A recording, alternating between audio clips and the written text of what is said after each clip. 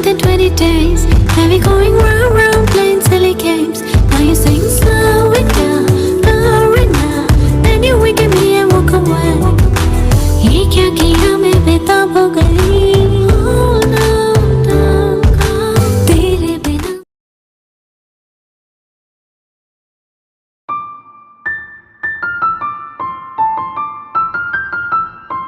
Oh my God!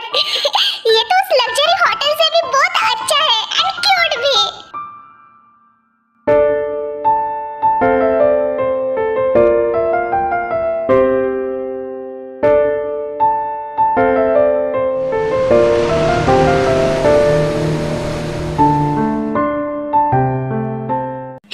पहली बार मुझे तुम सही लग रही हो फुदकती हुई फुलन देवी.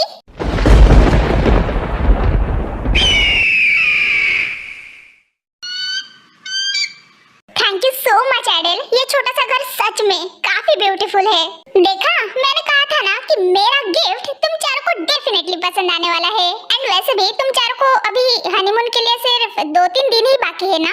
मतलब कि 2-3 डेज बाद तुम लोग कोरिया रिटर्न चले जाओगे. तो अभी तक तो सिटी साइड में तो आप लोगों ने एंजॉय कर ही लिया. सो क्यों ना अभी विलेज साइड में भी थोड़ा एंजॉय कर ले.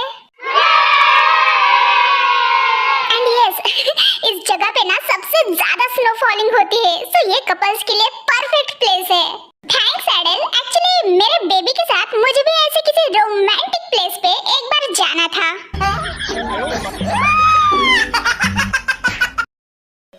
बाय द वे एडल, आई मीन एडल, कहीं तुम भी हमारे साथ यहाँ पे रुकने का तो नहीं सोच रही हो ना? हाँ? अरे नहीं ते, ये तुम क्या कह रही हो? ये मेरी तरफ से तुम चारों के लिए गिफ्ट है. मैं यहाँ पे रुककर क्या करूँगी तुम्हारे साथ? वाह रे वाह चुड़ैल, बोल तो ऐसे रही है कि जैसे कि अभी तक हमारे बीच में कबाब में हड्डी बनी ही नहीं. हाँ, बेवकूफ. सो एडल, तुम होटल में रिटर्न जा रही हो क्या?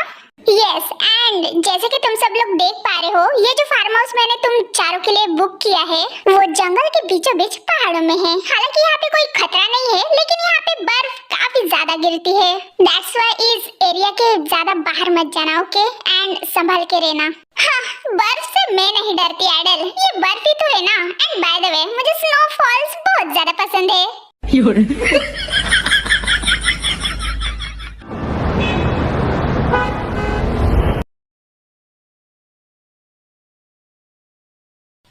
नामजिन, तुम ये क्या कर रहे हो यार? ये कोई गेम थोड़ी ना है. रखो मुझे नीचे. I said leave me. हाँ, मैंने कहा था ना कि मैं सब कुछ तुम्हें बताऊंगी, लेकिन फिर भी तुम ये सब किए. ये सब करना जरूरी था क्या? अपने इस एज में कमर तोड़ना है क्या तुम्हें? ओ ट्रस्ट मी जीनो, 2 बच्चियों की डैड होते हुए भी I am still fit and fine. अगर तुम्हें यकीन ना हो तो चलो बेड पे, अब भी तुम्हारा मैं डाउट क्लियर कर देता हूँ. ओह माय गॉड, ऐसी कैसी गंदी गंदी बातें कर रहे हो तुम? अरे मैंने कौन सी गंदी गंदी बातें की है? ओह प्लीज, तुम तो रहने ही दो. मैं क्या कहना चाह रही हूँ ये तुम अच्छी तरीके से जानते हो. ज्यादा भोले बनने की नाटक मत करो मेरे सामने. हाँ, very smart gene. Now tell me, तुमने वो सब नाटक क्यों किया हॉबी के साथ मिलकर?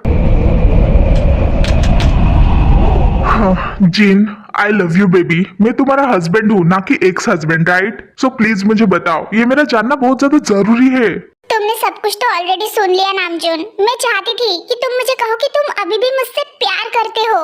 And yes I do. मैं अभी भी तुमसे प्यार करता हूँ. इनफैक्ट मैं स्टार्टिंग से करता आ रहा हूँ जीनू. हाँ, मैं जानती हूँ. एक्चुअली उस दिन मैंने तुम्हारी एंड फुटुरवा की बातें सुन ली थी. एंड तुम कह रहे थे कि रिश्ता टूट जाने से कभी प्यार खत्म नहीं होता.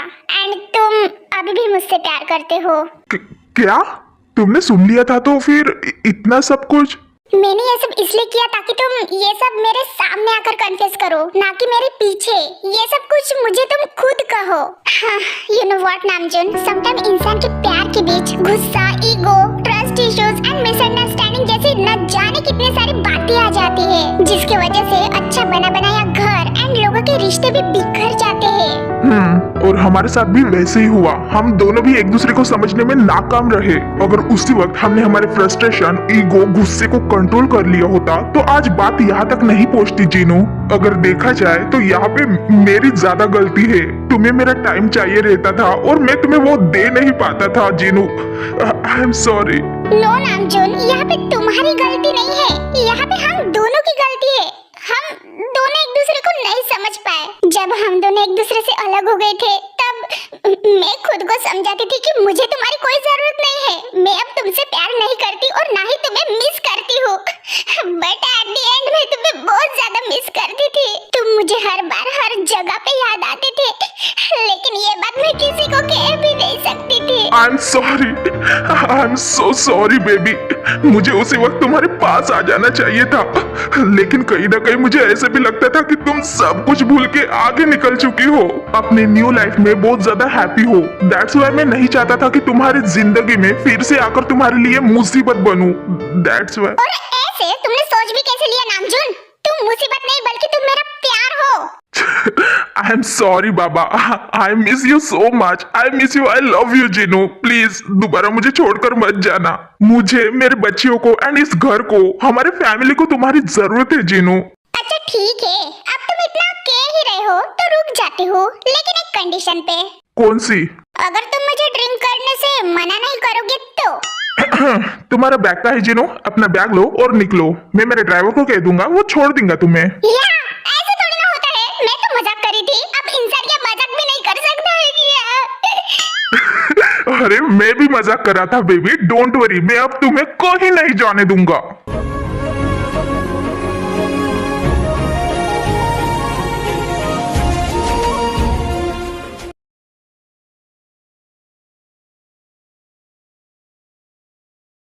क्या तुम सच कह रहे हो? अरे भाई हाँ, मुझे हम फिर झूठ बोल के कौन सा महान पुरस्कार हासिल होने वाला है? हाँ, तुम ऐसे नहीं मानोगी ना? ठीक है, यूनजून की कसम, अगर मैं झूठ कह रहा हूँ ना तो यहाँ पे टपक जाएगा। फिर भी मुझे लगा ही था कि कुछ ना कुछ तो जरूर गड़बड़ है। मैं तभी समझ गई थी। बट खैर कोई बात नहीं। जब ते एंड जिमिन को जीन आंटी और नामजून अंकल के बारे में पता चलेगा तब वो दोनों कितने खुश हो जाएंगे। अब फाइनली उन दोनों के पेरेंट्स एक साथ रहेंगे। हाँ, ते कहीं ना कहीं यही चाहती थी ना। बट मुझे ये समझ में नहीं आ रहा है कि अंकल जेहोब, आप हम तीनों को इस बड़े से रेस्टोरेंट में बुलाकर इतनी सफाई क्यों दे रहे हो, स्पेशली ललिता बहन को?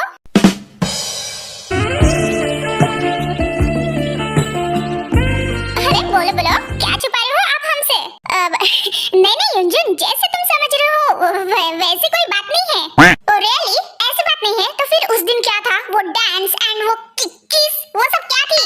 जब देखो तब मरे हुए दिल जले आशिक जैसे यहाँ वहाँ से चुप चुप के देखना। मुझे हॉबी अंकल मत कहो, बल्कि मुझे हॉबी कहो। ये सब क्या था फिर? इसका मतलब तुम्हें मेरी फीलिंग्स समझ में आ गई ललिता? अरे हॉबी अंकल, आपकी हरकतें देखकर आपकी फीलिंग तो किसी को भी समझ में आ जाएंगी। सच में? तो इसका मतलब लीजा भी समझ गई होंगी। तो क्या लीजा बाय एनी चांस तुम मुझे लाइक करती हो? ए भाई, तेरा फटाक से मुंह खोल ले, यहाँ पे पूरा दिन नहीं पड़ा है तेरे शाइनेस के लिए। ठीक है, सो जब तुम मुझे किस करने जा रहे थे उस टाइम, हाँ पता है तेरे दिल में ढोल ताशे बजने लगे थे। चल बाप को मत सिखा, आगे बोल। दिल में इतने जोर से ढोल ताशे बजने लगे थे कि तब भी मैं समझ गई थी कि मैं भी तुमको पसंद करती हूँ। I like you, hobby.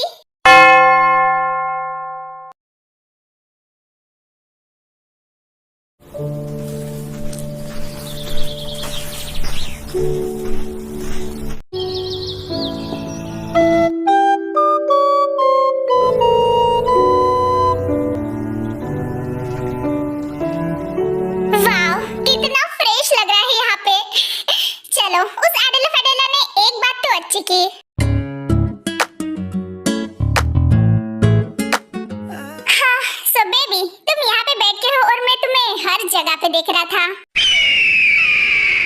ओहो, तो फाइनली तुम्हें टाइम मिल ही गया मुझे ढूंढने के लिए। तुम तो वहाँ पे आइडल के साथ ही करके बातें कर रहे थे ना, तो आप मेरे पीछे पीछे क्यों आए मुझे ढूंढते हुए? ओफो, मैं ही नहीं कर रहा था, मैं उसको बाय बाय कह रहा था बिकॉज़ वो जा रही थी ना रिटर्न होटल।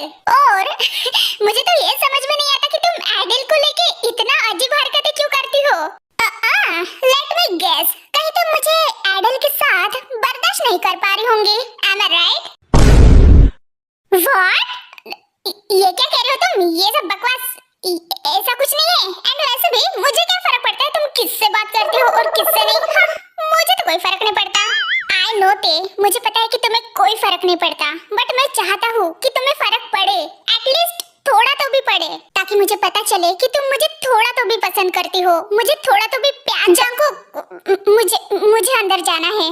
इतना कह करते वहां से उठकर जाने लगती है। ते प्लीज रुको।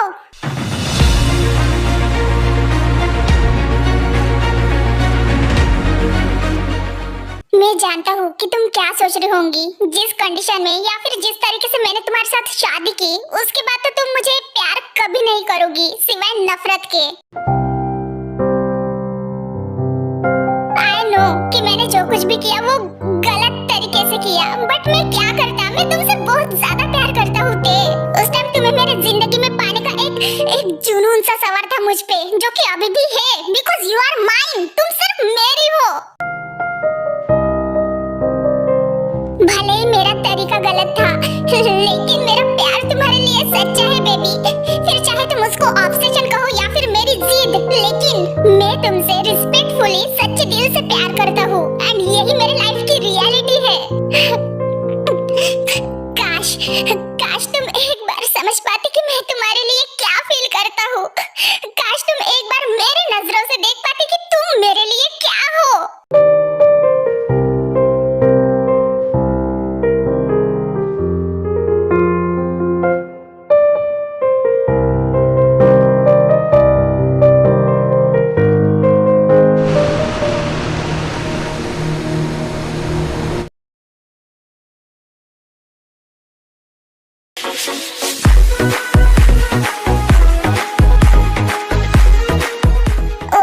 शुगा, मैं तुम्हें कब से कह रही हूँ कि मेरा हाथ छोड़ो, मुझे खाना बनाना है।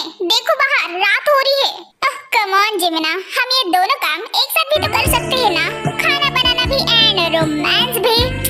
ये टास्क इतना भी मुश्किल नहीं है। चुप करो यार शुगा, तुमको तो बस मौका चाहिए रहता है। बिल्कुल सही कहा। सो अभी मौका भी मिल गया है एंड जंगू का टैंक बाहर भी है। सो क्यों ना हम दोनों, ओहो जरा देखो अपने आसपास, हम दोनों किचन। क्या कर रहे हो तुम? क्या करे शुगा? ये क्या करे? हम दोनों किचन में शुगा।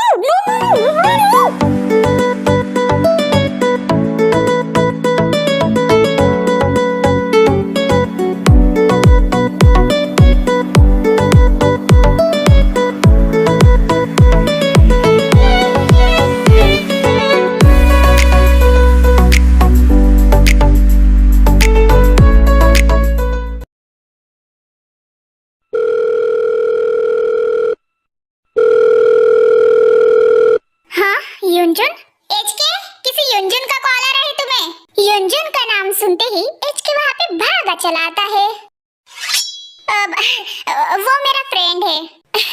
युंजुन, पहले तो मैंने कभी इसका नाम नहीं सुना, न्यू फ्रेंड है। एक मिनट, युंजुन, कहीं ये युंजुन वही तो युंजुन नहीं जो ते का लंदन वाला फ्रेंड है? लेकिन ये एचके के कांटेक्ट में क्या कर रहा है? हाँ, व्हाट यू? आपने कुछ कहा अभी? Nothing baby bro. By the way, ते कब आ रही है रिटर्न? ते मे बी 2-3 दिन में आ जाएंगे रिटर्न। इतना कहकर एचके वहाँ से अपने बेडरूम में चला जाता है। और 2-3 दिन वहाँ पे क्या बेबी? कम ऑन, और कितना टाइम लगाओगी आने के लिए? चैनल को लाइक और सब्सक्राइब जरूर करना, और वीडियो पसंद आए तो कमेंट भी करना।